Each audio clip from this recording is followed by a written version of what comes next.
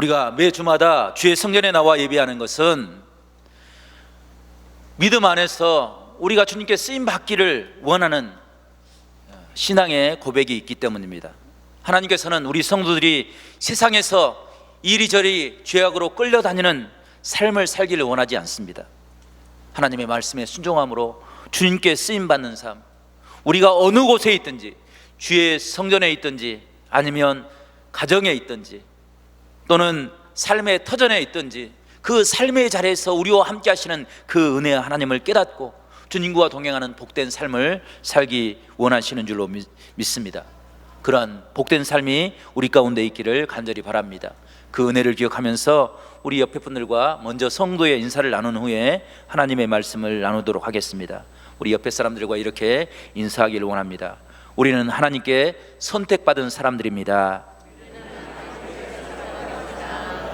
하나님께 쓰임받는 성도들이 됩시다. 아멘. 이 세상에 아무런 의미 없이 왔다가 가는 사람은 아무도 없습니다. 하나님은 우리를 이 땅에 보내실 때 특별한 은혜와 사명을 허락하여 주시고 그 사명에 쓰임받는 모습을 통해서 삶의 보람과 믿음의 의미를 깨닫게 하시는 것입니다. 우리가 늘 주의 말씀으로 하나님의 은혜를 깨닫고 쓰임받음으로 주의 영광을 드러내는 복된 은혜를 누리며 살 수 있기를 간절히 축원합니다. 오늘 말씀에 등장하는 빌라델피아라는 도시가 있는데 그 도시는 사데라는 도시에서 동남쪽으로 약 40km 떨어진 고원에 위치한 도시입니다. 그 빌라델피아 도시는 매우 아름다운 도시였습니다. 그래서 사람들은 그 도시를 작은 아덴이라 불렀습니다. 화려한 문화가 꽃피었고 그리고 상공이 발달해서 부를 누리는 도시였습니다.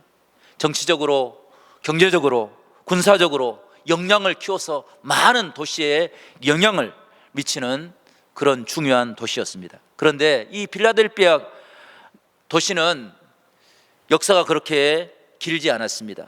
소아시아 7교회 중에서 가장 짧은 역사를 가지고 있었습니다. 이 도시는 버가모 왕 아탈루스 2세가 자신이 사랑했던 동생 유메네스라는 동생을 사랑하는 마음을 가지고 도시를 만들었습니다. 그리고 그 이름을 필라델포스라고 붙였습니다. 이 이름의 뜻은 형제를 사랑하는 자라는 의미를 가지고 있습니다. 그 도시 자체가 누군가를 사랑해서 지었던 그런 의미를 가지고 있었습니다. 또 한 가지 빌라델피아 도시의 특징은 그 도시는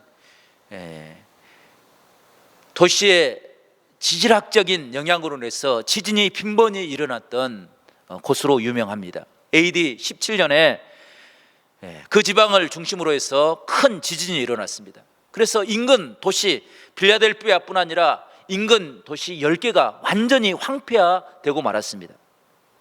이 도시를 다시 재건해서 이름을 네오 가이샤 새 황제라는 의미를 가지고 이름을 붙였습니다. 또 한 가지 빌라델피아 도시의 특징 중에 하나가 이 도시에 특산물이 있었는데 그것이 바로 포도였습니다. 빌라델피아 도시의 토지는 화산재가 쌓여서 비옥한 포도를 재배하기 적합한 그런 조건을 가지고 있었습니다. 맛있는 포도뿐 아니라 그 포도로 빚은 포도주로도 유명했습니다. 그래서 빌라델피아 도시는 도시의 수호신을 술의 신 디오니소스 그 신을 섬기고 있었습니다. 이런 모습들을 종합해 보면 빌라델피아 도시는 매우 향락이 발달하고 방탕한 도시였음을 충분히 짐작해 볼 수 있습니다. 이런 도시에 세상의 미혹에 흔들리지 아니하고 충성된 교회가 세워졌습니다. 그 도시가 바로 빌라델피아 교회입니다. 오늘 8절 말씀에는 그 교회의 모습을 이렇게 소개하고 있는데 8절 말씀을 저와 여러분이 한번 읽어보겠습니다. 8절입니다. 시작. 볼지어다 내가 내 앞에 열린 문을 두었을 때 능히 닫을 사람이 없으리라. 내가 내 행위를 아노니 내가 작은 능력을 가지고서도 내 말을 지키며 내 이름을 배반하지 아니하였도다. 아멘. 성도 여러분, 빌라델피아 도시는 지진이 많아서 사람들이 심리적으로 매우 불안한 마음을 가지고 있었습니다. 뿐만 아니라 그 불안한 마음을 달래기 위해서 세상적인 문화와 향락이 발달된 도시였습니다. 이런 모습은 빌라델피아 교회 성도들이 겪을 여러 가지 어려움과 환난의 모습들을 짐작케 합니다. 그럼에도 불구하고 그들은 결코 그런 어려움 때문에 신앙을 포기하지 않았습니다. 오늘 성경 말씀 보니까 내가 작은 능력을 가지고서도 이렇게 기록하고 있습니다. 도시의 사람들이 볼 때 믿음을 가진 사람들은 정말로 작은 능력을 가진 사람들, 연약한 사람들이라고 그렇게 생각하고 무시했습니다. 그러나 그 모습을 주님께서는 결코 외면하지 아니하셨습니다. 작은 능력으로 주의 말씀을 지키며 하나님의 구원의 은혜를 이루어 나가는 그 모습을 귀하게 여기셨습니다. 그래서 빌라델피아 교회는 서머나 교회와 함께 아시아 교회 7교회 중에서 유일하게 책망받지 아니하고 오직 하나님의 칭찬받는 두 교회로 소개되어 있는 것입니다. 성도 여러분, 주님이 귀하게 여기는 교회는 부유하고 힘이 있고 많은 사람들이 모이는 교회, 그것도 좋은 모습이라 이야기할 수 있을 것입니다. 하지만 그것보다 주님이 더 귀하게 여기는 것은 작은 능력을 가지고서라도 하나님의 은혜를 기억하고 그 은혜로 날마다 새롭게 거듭나며 하나님의 복음의 능력으로 세상에 하나님의 은혜를 증거하는 그런 귀한 순결한 교회인 줄로 믿습니다.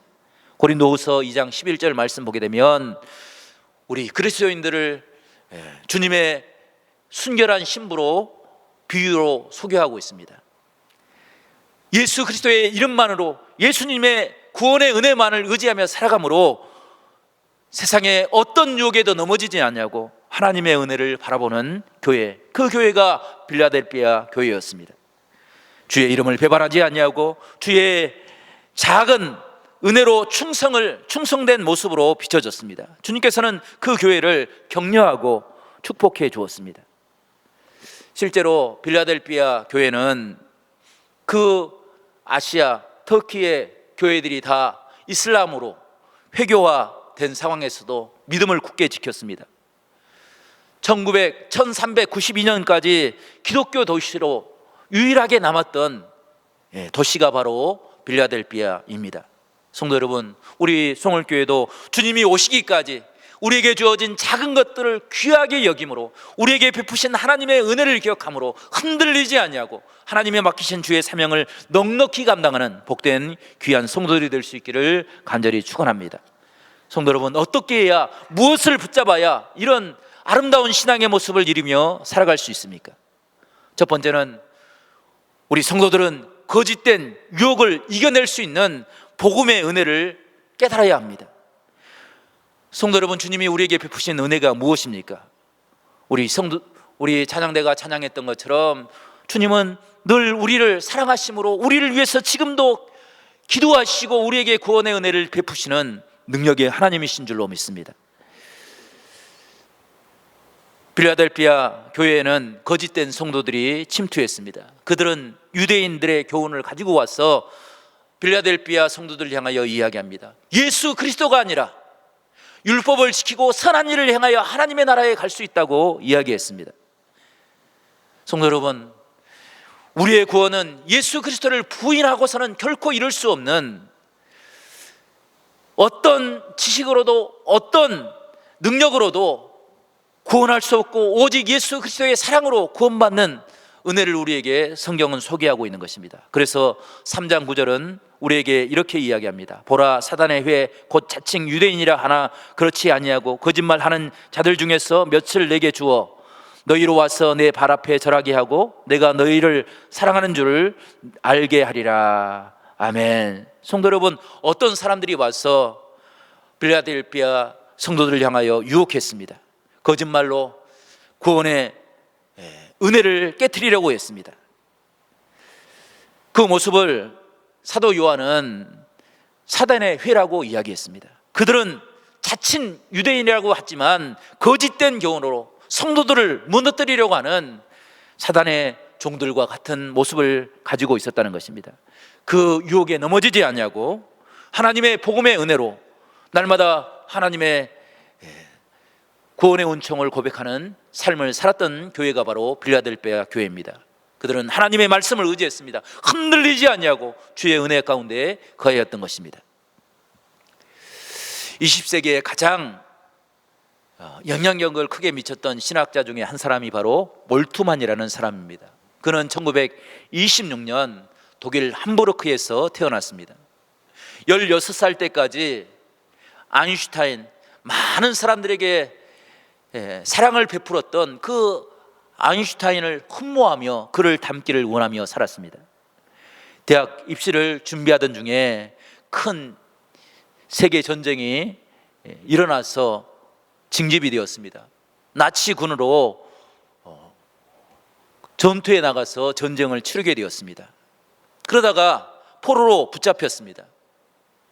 연합군 포로가 되어서 3년 동안 포로 수용소에서 어려운 시간들을 보냈습니다.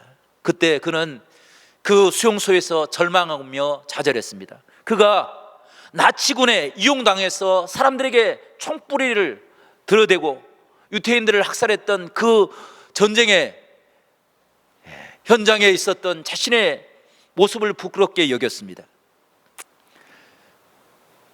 삶의 소망을 잃어버린 그는 동료들과 함께 그 수용소에서 죽기를 자처했습니다.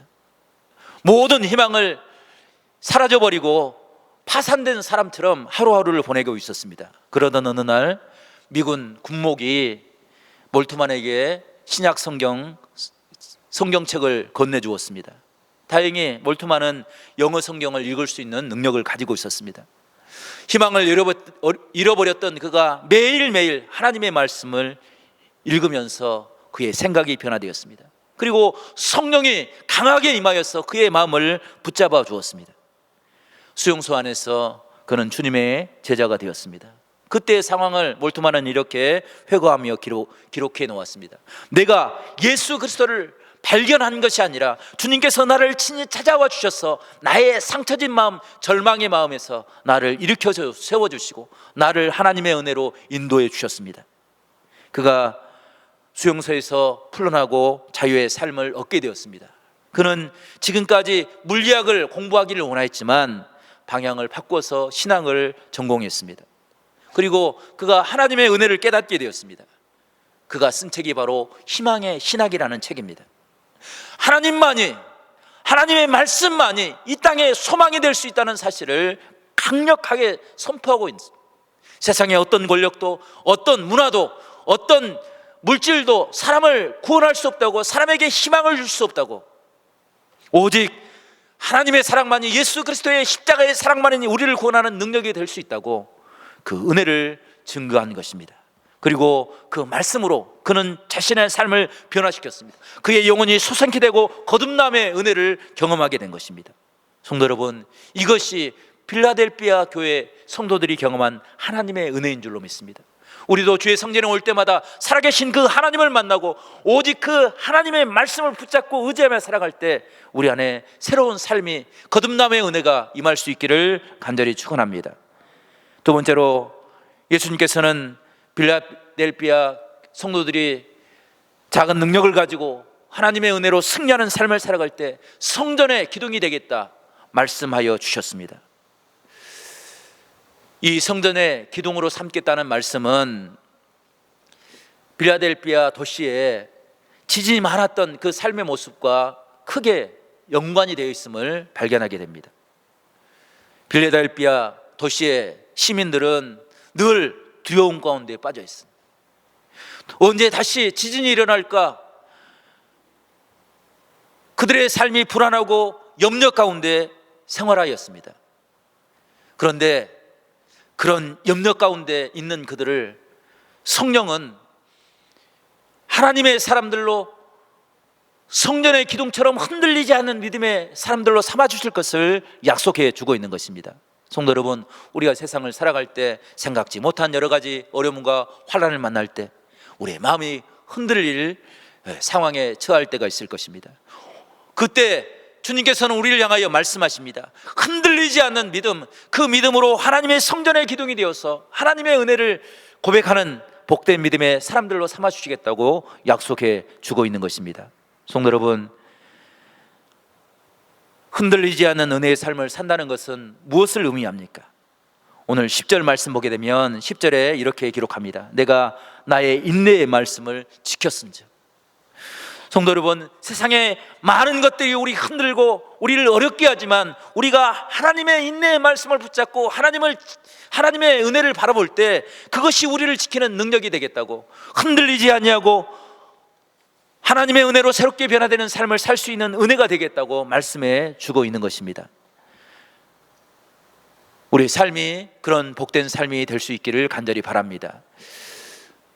19세기에 많은 찬송시를 지었던 환희 크로스비라는 여사가 있었습니다.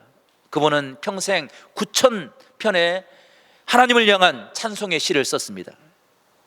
우리 찬송가에도 22편의 찬송가가 그분이 쓴 시로 만들어져 있습니다. 그분은 어린 시절 시력이 좋지 않아서 수술을 받다가 의사의 실수로 앞을 볼 수 없게 되었습니다. 완전히 아무것도 볼 수 없는 그런 시각 장애인으로 살았습니다. 그럼에도 불구하고 자신의 삶을 원망하지 않았습니다. 자신이 볼 수 없는 것은 하나님의 특별한 섭리가 있을 것이라고 그는 자신의 삶 가운데 하나님의 은혜를 구하였습니다. 그가 이런 말을 남겼습니다. 믿음으로 사는 사람들은 불운을 불평하지 않고 행운을 창조하는 사람들입니다. 그는 정말로 하루하루 불평의 삶이 아니라 하나님의 은혜를 찬양하는 복된 삶을 살았습니다. 그의 삶의 가장 귀한 찬양으로 고백되어진 찬양이 찬송가 391장입니다. 그는 시편 57편을 묵상하며 암송하다가 하나님의 귀한 은혜를 깨닫게 되었습니다. 정말로 아무것도 볼 수 없는 세상의 모든 것들이 다 위험천만한 그런 삶의 자리에서도 하나님은 나를 버리지 않고 나를 지켜주셨노라고, 하나님만이 나의 힘과 능력이 되어주신다고 찬양하고 있는 것입니다. 오 놀라운 구세주 예수 내 주 참 능력의 주시로다. 큰 바위 및 샘솟는 그곳으로 내 영혼을 숨기시네. 메마른 땅을 종일 걸어가도 나 피곤치 아니하며 저 위험한 곳 내가 이를 때면 큰 바위에 숨기시고 주 손으로 덮으시. 1절만 우리 함께 찬양해 보겠습니다. 오 놀라운 구세주 예수 내 주 참 능력의 주시로다. 큰 바위 및 샘솟는 그곳으로 내 영혼을 숨기시네. 메마른 땅을 종일 걸어가도 나 피곤치 아니하며 저 위험한 곳 내가 이를 때면 큰 바위에 숨기시고 주 손으로 덮으시네. 아멘. 성도 여러분,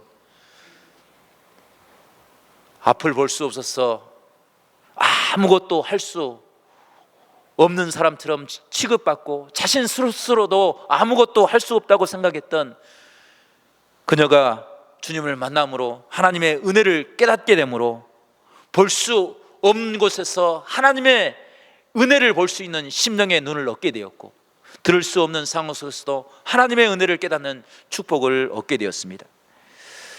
메마른 땅에서 지쳐 쓰러져 갈 수밖에 없는 그런 상황 속에서도 하나님의 능력으로, 하나님께서 살피시는 그 은혜의 능력으로 세상을 승리하는 삶을 살게 되었습니다. 성도 여러분, 우리도 그런 은혜를 회복하며 살아갈 수 있기를 간절히 축원합니다. 어떤 곳에 있든지 간에 우리를 살피시고 인도하시는 능력의 하나님, 우리가 날마다 주 앞에 엎드려 기도할 때마다 우리의 기도를 예면하지 아니하시고 선한 길 인도하시는 은혜의 하나님, 그 은혜의 하나님을 깨닫고 발견함으로 주님께 쓰임받는 복된 믿음의 사람들이 될 수 있기를 간절히 축원합니다. 그 믿음이 있을 때 우리는 몸된 성전의 기둥과 같이 사용되는 복된 믿음의 사람이 될 뿐 아니라 하나님의 나라의 천국의 기둥과 같이 사용되는 복된 은혜의 사람들이 될 줄로 믿습니다. 빌라델피아 교회는 그렇게 많은 헌신하는 종들을 통해서 역경들을 이겨내고 시험들을 이겨내고 하나님의 말씀을 지켜내는 복된 신앙의 모습을 이루어나갔습니다. 우리 교회가 지금 여기까지 선 것도 교회를 위해서 헌신했던 많은 믿음의 사람들이 있었기 때문인 줄로 믿습니다. 그들의 헌신이 때로는 작은 기둥으로, 큰 기둥으로, 때로는 숨겨진 기둥으로, 드러난 기둥으로 하나가 되어서 협력할 때 그 모습이 지금 교회가 주의 사명을 감당하는 은혜의 자리에 설 수 있는 축복이 되었던 것입니다. 우리가 그 은혜를 기억할 뿐 아니라 그것으로 만족하지 아니하고 앞으로 이 교회를 위해서 하나님이 이루실 더 큰 위대한 꿈을 꾸면서 우리도 이 성전의 아름다운 기둥으로 사용될 수 있는 복된 믿음의 사람들이 될 수 있기를 간절히 바랍니다. 우리가 기도의 이 성전의 기도의 기둥이 되고, 이 성전의 찬양의 기둥이 되고, 이 성전의 헌신의 기둥이 되어서 하나님의 뜻을 이 땅에 이루어 나갈 수 있는, 이 땅을 변화시키고 이 땅에 이루어질 하나님의 은혜를 찬양하며 하나님의 영광을 드리는 복된 믿음의 사람들이 될 수 있기를 간절히 바랍니다. 주님이 우리를 택하신 줄로 믿습니다. 주님께서 우리에게 그 귀한 사명을 맡기신 줄로 믿습니다. 그 사명을 붙잡고 나갈 때 음부의 권세가 물러가고 하나님의 구원의 은혜가 우리 가운데 이루어지는 아름다운 신앙의 역사가 우리 안에 이루어질 줄로 믿습니다.